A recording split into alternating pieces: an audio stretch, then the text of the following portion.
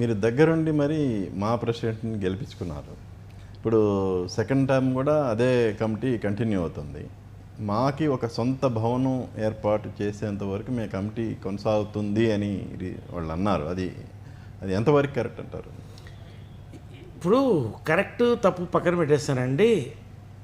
భవనం అనేది అసలు ఏంటి? ఒక మూవీ ఆర్టిస్ట్ 700 మంది సభ్యులు, 900 మంది సభ్యులు. ఇప్పుడు బేసిక్గా వెల్ఫేర్ చాలా ఇంపార్టెంట్. ఇవాళ అద్భుతం. ప్రతి కార్పొరేట్ హాస్పిటల్లో ఎవ్రీ మంత్ మెడికల్ జరుగుతుంది, ఇన్సూరెన్స్ జరుగుతున్నాయి, కామ్గా జరుగుతున్నాయి. భవనం అనేది భవనం దాని అనొద్దు అంట. ఒక బిల్డింగ్ అని భవనం అంటే అది చాలా పెద్దగా అనిపిస్తుంది. ఇవాళ హౌ మచ్ రిక్వైర్డ్? ఎంతమంది వెళ్ళి కూర్చుంటారు ఆఫీస్లో? 4 ఉండరు.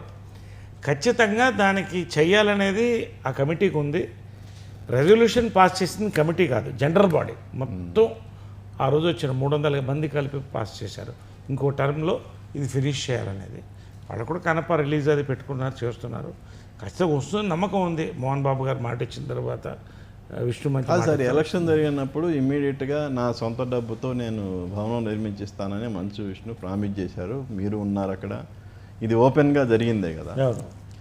కానీ ఇప్పటివరకు అంటే సెకండ్ టర్మ్ కూడా ఆల్మోస్ట్ పూర్తి కావస్తుంది కదా.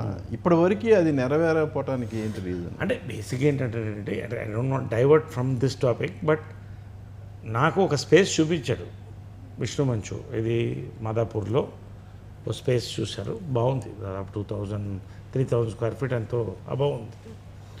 ఈ లోపల ఫిలిం ఛాంబర్లోనే పెడితే బాగుంటుంది అనేది ఫిలిం ఛాంబర్ బిల్డింగ్ రీకన్స్ట్రక్షన్ ఏదో వచ్చినప్పుడు అక్కడ అది ఆగింది.